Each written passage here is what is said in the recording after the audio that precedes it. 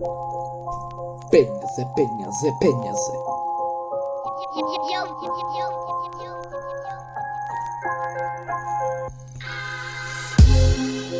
Money, money, money, alebo peniaze, na to všetko vidí.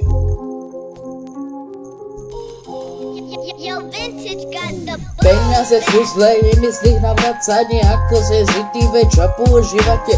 Preto tak aj rapujete, dobre, že vás toho ešte nešime. Povedal by som niečo, ale to by ťa urazilo. Skoro by ťa porazilo. To, že si feťak ide mojou vinou. Peniaze sú zlé, je mi si dobre sa nie, lebo zlé rapujete. Ja to robím vlastne vole a chcem pomôcť sebe, lebo z tvojich rapov šibe snažia a nevepuj. Radšej normálne rapuj, peniaze sú neskutočne zlé, lebo s nich vám to hlavička blbnuje. Preto nepočujete, čo rapujete. Odchod do prírody, nech sa tam naučíte. Čo robili naši predkovami už 40 ročí, sme tomu svedkovia. Normálne sme pracovali a nehádali sa, podelili sa, vedeli chovať. A tí 18 roční sa môžu schovať a naučia radšej ich chovať. Chcel by si tam ale rozhľad, že si nedáš, aby si volať čo ušetril, aby si si mohol vepiky kupovať.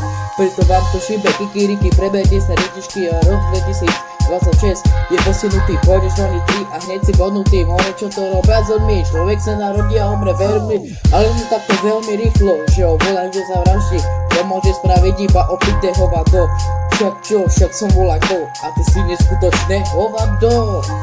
Peniaze chcete, ale do roboty nepôjdete, radšej budete žigete, na čo sú vám počítače spravili to samé, tu ste špinavé opice.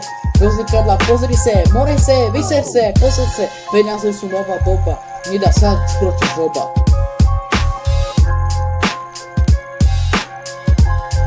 Check it out.